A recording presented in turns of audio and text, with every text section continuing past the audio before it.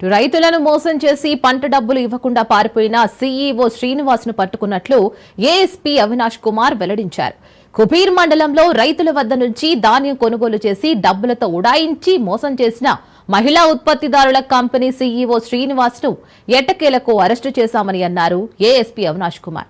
దాదాపు 39 మంది రైతులకు చెందిన 54 లక్షల మేర ఇవ్వకుండా పరారీ కాగా కుబీర్ లోకేశ్వరం మండలానికి పోలీస్ స్టేషన్లో రైతులు ఫిర్యాదు మేరకు పోలీసులు కేసు నమోదు చేశారు.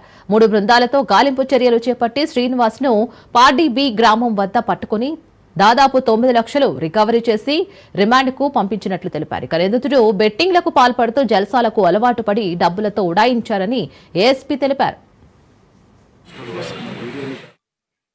ముందు మనకు ఒక కంప్లైంట్ వచ్చింది జంగాం విలేజ్ కుబీర్ మండలం నుండి. దీంట్లో బేసిక్ గా అక్కడ ఒక ఎఫ్పిఓ ఉంది, కుబీర్ ఎఫ్పిఓ. దీంట్లో పని చేసిన వారు పేరు సంగీ శ్రీనివాస్, సిఇఓ. తను జంగాం విలేజ్ నుండి ఫార్మర్స్ నుండి మెట్కాల్ జోనా పర్చేస్ చేసుకొని ఒక ఏజెంట్ లాగా దీన్ని పర్చేస్ చేసుకొని ఇంటూ దీపం మ్యాక్స్ లో అమ్మేశారు.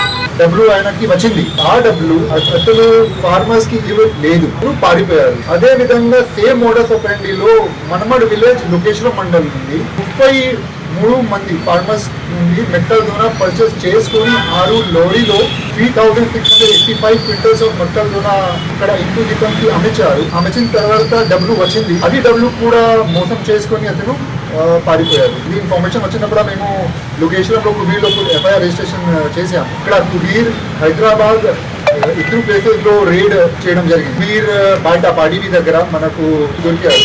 ఆయన నుండి ఇప్పటి వరకు మనకు 9 లక్ష డబ్బులు రికవరీ. హైదరాబాద్ బస్